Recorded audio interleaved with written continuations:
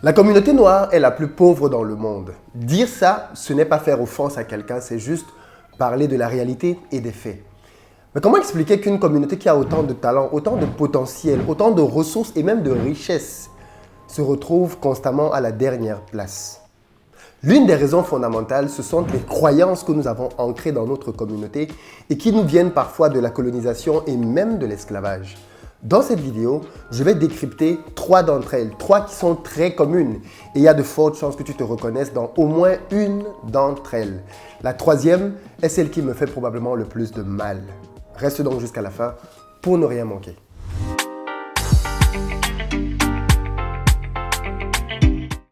Salut à toi, bienvenue sur ma chaîne, moi c'est Philippe Simo et ici je te parle d'entrepreneuriat, de mindset, de business parce que je suis convaincu que c'est grâce à ça qu'on va faire décoller notre communauté.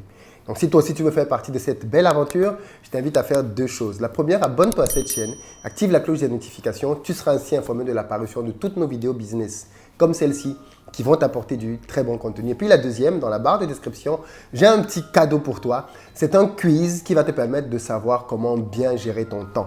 La gestion du temps est une compétence indispensable pour quiconque veut réussir quoi que ce soit dans la vie. Et puis les amis de Lomé qui ne le savent pas encore, j'arrive à Lomé le dimanche 5 décembre pour une journée de formation exclusive. Donc si vous voulez faire partie de cette journée-là, dans la barre de description, vous avez un lien pour réserver votre place. Ce sera notre première fois au Togo et j'espère que vous serez nombreux à venir vous former avec moi pendant cette journée-là. Chacun d'entre nous est le résultat de nos croyances. Et je pense que malheureusement, nous avons sous-estimé l'importance de ce en quoi nous croyons.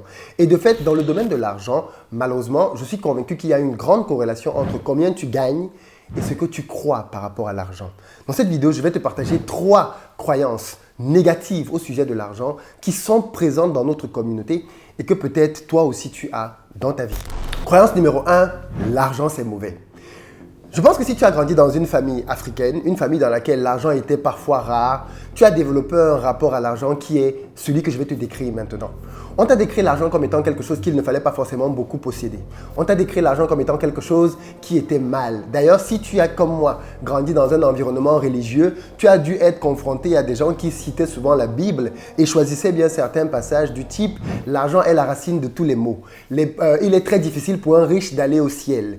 Et tout cet écosystème a fait que beaucoup d'entre nous ont grandi dans des familles dans lesquelles, en réalité, on nous a fait comprendre que l'argent, oui, c'est bien pour pouvoir subvenir à ses besoins, mais pas plus. Il ne faut pas essayer de devenir riche. Les riches, ce sont les mauvais. Pourquoi? Parce que quand tu regardes autour de toi, qui est riche? Généralement, ce sont des politiciens, ce sont des fonctionnaires, des gens qui ont obtenu l'argent de manière frauduleuse. Donc du coup, on a grandi avec cette image-là selon laquelle les gens qui ont de l'argent, ce sont de mauvaises personnes en fait. Donc du coup, tu n'as pas envie d'être une mauvaise personne. Tu n'as pas envie d'être quelqu'un de corrompu. Donc fondamentalement, même si tu ne l'as pas articulé comme ça, tu as grandi avec une perception de « je dois gagner de l'argent », mais pas jusqu'à un certain stade en fait. Il y a un stade où quand on arrive à ce stade-là, notamment celui de la richesse, on a vendu son âme au diable. On est quelqu'un qui n'est plus du tout bien. Et d'ailleurs, j'ai vu beaucoup de gens avoir ce type de réflexion et d'attitude. D'ailleurs, moi-même, en grandissant dans une famille africaine, je me suis retrouvé à baigner dans ce genre d'ambiance-là. Et peut-être que ce que je dis là fait que tu te retrouves là-dedans. L'argent, c'est quelque chose de mauvais. Alors, bien évidemment, c'est archi faux. L'argent, c'est un outil, les amis. Que vous soyez chrétien ou je ne sais pas trop d'où vous êtes, l'argent, c'est un outil. L'argent n'est ni bon ni mauvais. L'argent, c'est comme un couteau. Avec un couteau, tu peux tuer quelqu'un, mais avec un couteau, tu peux faire un très bon sandwich, tu peux faire un très bon repas.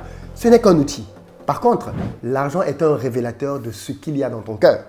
Ça veut dire qu'une fois que tu as l'argent entre tes mains, qu'est-ce que tu en fais? Si en réalité tu es quelqu'un de généreux, l'argent va manifester ta générosité. Et par contre, si tu es quelqu'un d'aigri, d'ingrat, de dur, de pingre, eh bien, même si tu as beaucoup d'argent, tu seras juste chiche, ingrat, pingre, tout ce que tu veux. Parce que l'argent va amplifier ce qu'il y a à l'intérieur de toi. Donc pour moi, c'est une fausse croyance que l'on a qui consiste à qualifier l'argent comme étant quelque chose de mauvais, alors qu'en fait, ce n'est qu'un outil. C'est ce qu'il y a dans le cœur de l'homme qui est soit bon, soit mauvais. Et cette confusion-là, malheureusement, entraîne énormément de choses parce que beaucoup trop de personnes dans notre communauté, et il faut être honnête avec ça, considèrent qu'être riche, c'est mauvais. Si tu aspires à être riche, il y a un problème chez toi. Pourquoi tu veux être riche? Pourquoi tu veux gagner beaucoup d'argent? Parce que fondamentalement, dès qu'on se pose même cette question, parce que si quelqu'un dit « j'ai envie, je sais pas moi, de manger », on va pas lui demander pourquoi tu veux manger. Mais si quelqu'un dit qu'il veut être riche, on va tout de suite le regarder un peu bizarrement. « Ah ouais, toi tu as envie d'être riche ?» Ouais, pourquoi? Parce qu'au fond de nous, On a comme cette idée-là que, ouais, mais l'argent, c'est pas bien, c'est mauvais, on peut pas vouloir être riche, ou du moins, on peut pas devenir riche sans avoir fait quelque chose de mal. Et donc ça, c'est profondément ancré dans notre communauté. Et c'est peut-être l'une des raisons pour lesquelles nous, les Africains, nous avons très peu d'ambition en général. On aspire à très peu de choses. Et quand quelqu'un commence à aspirer à de grandes choses, peu importe le domaine en réalité, eh bien, il va trouver toujours autour de lui des gens qui vont le trouver bizarre. La deuxième fausse croyance, c'est l'incompétence assumée des Noirs. Je ne sais pas si vous avez remarqué ça, mais malheureusement, beaucoup de personnes croient que la compétence a une couleur de peau. Malheureusement, il y a des gens qui croient que parce qu'on est blanc, il faut clairement dire les choses, on est fondamentalement plus compétent qu'un noir. Et j'ai entendu tellement d'horreur dans ce spectre-là de croyances mentales. Beaucoup de nos parents croient que, et ça se manifeste à tellement de niveaux. Bien évidemment, les origines sont évidentes. Ça vient de la colonisation et de l'esclavage.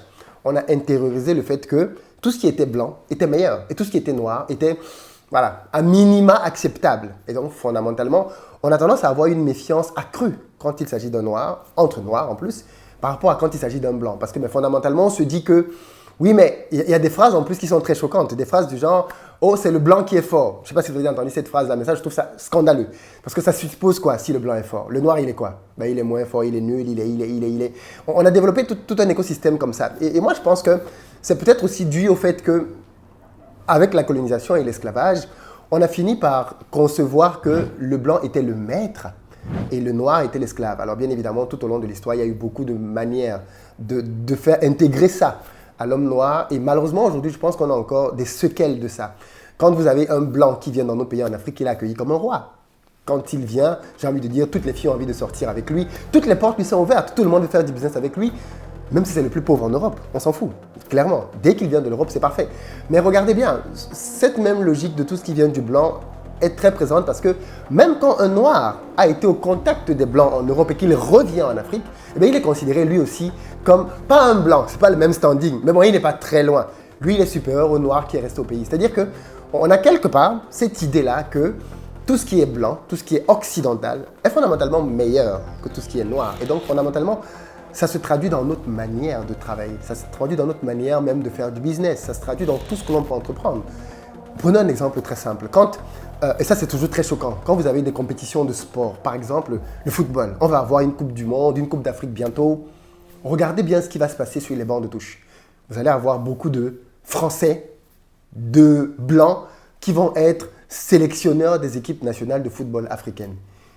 Ça c'est très bizarre, parce que les Africains savent jouer au foot. On a admis que les Africains savaient jouer au foot, mais on a du mal à penser que les Africains savent gérer le foot. On a du mal à penser que les Africains savent administrer le foot. Donc du coup, quand il s'agit d'une responsabilité, eh bien, on va chercher un blanc. Mais qu'est-ce qui se passe quand le blanc qu'on a pris ne fait pas l'affaire? On va chercher un autre blanc.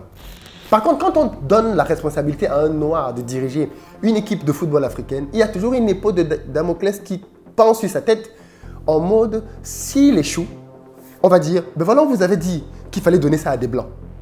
C'est-à-dire que quand un blanc échoue, c'est individuel. Il a échoué pour lui. Mais quand un noir échoue, c'est collectif. Il a échoué pour tous les noirs. Donc fondamentalement, ça c'est une manière très subtile de continuer de véhiculer l'idée suivant laquelle c'est le blanc qui est meilleur. Et les conséquences, bien évidemment, de ça sont désastreuses. Entre les blanchiments de peau, entre les personnes qui essaient de changer leurs cheveux, ainsi de suite. C'est-à-dire, il y a beaucoup de pays, on peut prendre par exemple Madagascar, c'est un exemple très typique, mais il n'y a pas que Madagascar, dans lesquels vous allez vous rendre compte qu'il y a énormément de classifications dans la population. Du fait de, plus tu es sombre ou plus tu es clair. Plus tu as des cheveux, parce que je ne connais même pas toutes les classifications, des amis malgaches qui m'ont expliqué ça. C'est tellement compliqué entre les types de cheveux et autres. Bref, il y a tellement de différenciation, on trouve le moyen de tellement différencier en partant du principe que plus tu es proche du blanc, et mieux tu es. Et donc ça, fondamentalement, c'est une catastrophe. Le troisième point, c'est la volonté de réussir seul. Ça, c'est quelque chose qui est assez phénoménal dans notre communauté, c'est que on peut faire le constat assez aisément qu'on a beaucoup de personnes dans la communauté qui sont des étoiles, un peu comme des étoiles dans leur domaine. Vous prenez le domaine que vous voulez, en général, vous avez des personnes de couleur de peau noire qui parviennent à s'en sortir. Déjà d'un, parce que la compétence n'est pas liée à une couleur de peau. Si tu te donnes les moyens de bosser, c'est normal que tu réussisses comme tout le monde. Par contre, ce que l'on peut constater, c'est comment ces personnes se comportent généralement par rapport à leur communauté. Et là, c'est très intéressant. Alors attention, il ne s'agit pas de dire que tout le monde fait la même chose. Mais moi, j'observe beaucoup dans nos pays que les personnes qui ont une certaine réussite sociale ont tendance à non pas être celles qui vont aider les autres à pouvoir réussir comme elles aussi, mais plutôt à venir les écraser. Et ça, moi j'aime bien penser que l'une des origines de ça, en tout cas un des schémas qui ressemble un peu à ça, c'est celui qu'on avait pendant les moments de la colonisation, quand vous aviez les nègres de maison et les nègres à l'extérieur. C'est-à-dire que le nègre de maison, c'était celui qui vivait au contact du maître, qui vivait au chaud, qui, alors bien évidemment, du point de vue de ceux de l'extérieur, c'était un traître. Il fallait, voilà. Et par contre, lui, il estimait qu'il était proche du maître, il avait où dormir, où manger, il n'était pas fouetté comme les autres, quoique c'est encore à discuter. Mais fondamentalement, il y a eu, moi j'analyse en tout cas, deux classes. C'est-à-dire, il y avait les nègres, entre guillemets, ceux qui se faisaient fouetter, qui faisaient les travaux de dur labeur. Et puis, il y avait ceux qui étaient dans la maison, qui étaient les nègres un peu plus civilisés, un peu plus, voilà, ceux à qui on apprenait à lire, à faire X, Y, Z. Et par contre, les places dans la maison étaient chères. Je veux dire, on ne pouvait pas prendre tout le monde dans la maison, il n'y avait que très peu de places. Et ça a créé un peu comme une sorte d'élite, dans laquelle, pour que quelqu'un soit dans la maison, il faut qu'il y ait d'autres personnes dehors. Et on ne peut pas tous être dans la maison. Et je pense que c'est un peu la même logique dans la réussite. Beaucoup de personnes pensent qu'on ne peut pas tous réussir.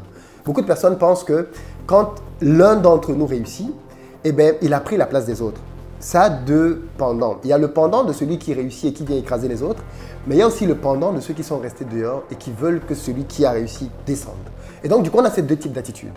Celui qui a réussi, qui a tendance, quand il a un peu d'argent, revenir dans les quartiers, on le voit même dans les cités. Le gars revient avec sa belle voiture, généralement une Mercedes, il ouvre les portières, il met de la musique, tout le monde l'observe, il sort avec 3-4 filles dans le quartier, mais fondamentalement, il ne vit plus dans le quartier. Il vient vous voir dans le quartier et il retourne dans son beau quartier à lui. Et qu'est-ce que ça traduit? Eh bien, ça traduit l'idée suivant laquelle, quand on a réussi, on quitte les autres et on devient quelqu'un qui n'est plus comme les autres. Et pourtant, l'idée, la logique serait de se dire, si tu as réussi, montre aux autres comment faire comme toi. Montre aux autres, équipe-les, forme-les, crée des opportunités pour que vous soyez de plus en plus nombreux à réussir et à y arriver. Eh bien non, on ne va pas souvent avoir cette logique-là.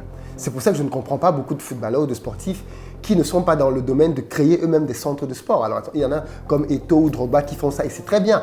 Mais je pense que davantage de sportifs devraient faire ça. Mais pas que, dans différents domaines. Les gens qui ont du succès devraient trouver le moyen de give back, de redonner aux autres, de permettre à davantage de personnes de sortir du lot pour que la réussite ne soit plus le propre de quelques-uns dans notre communauté, mais que ça devienne quelque chose de normal à la limite. Et puis maintenant, les autres.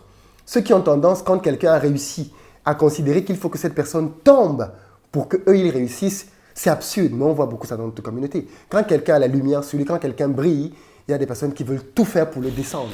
On commence à sortir des histoires sur lui, on commence à le calomnier, à tout ce qu'on veut, même parfois à s'en prendre à lui physiquement. Parce qu'on veut juste une chose, c'est qu'il descende. Pourquoi? Pour qu'il revienne dans la mare avec nous.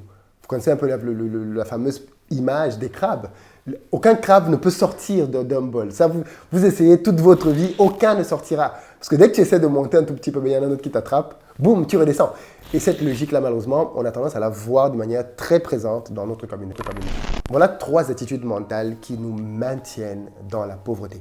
Mais je pense que quand on écoute ça, le but, c'est aussi d'avoir l'humilité de se regarder soi et de se dire, est-ce que je suis concerné? Est-ce que je me réjouis vraiment des réussites et des succès des autres? Ou alors j'ai tendance, quand quelqu'un d'autre a réussi, à trouver les moyens de critiquer, à trouver le moyen de dire oui, mais c'est pas assez bien.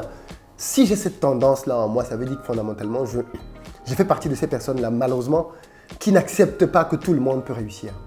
Si vous ne savez pas vous réjouir sincèrement avec la réussite des autres, vous aurez beaucoup de mal à vous réjouir vous-même de votre propre réussite. Et le but de cette vidéo, c'est que chacun s'examine, que vous puissiez voir vous-même à votre niveau où est-ce que vous en êtes. Et puis bien évidemment que vous la partagiez massivement parce que je pense que c'est le type de contenu dont on a besoin pour se mirer, pour regarder de manière objective où est-ce qu'on en est et d'en tirer bien évidemment les conséquences. Dites-moi dans les commentaires ce que vous en pensez, avec lequel des 3 points vous êtes d'accord, lequel vous parle le plus et comment est-ce que serait notre communauté? Comment serait notre communauté si nous parvenions à vaincre ces 3 barrières mentales? Comment vous imaginez notre communauté après? Je veux vous lire là-dessus aussi dans les commentaires. Ciao!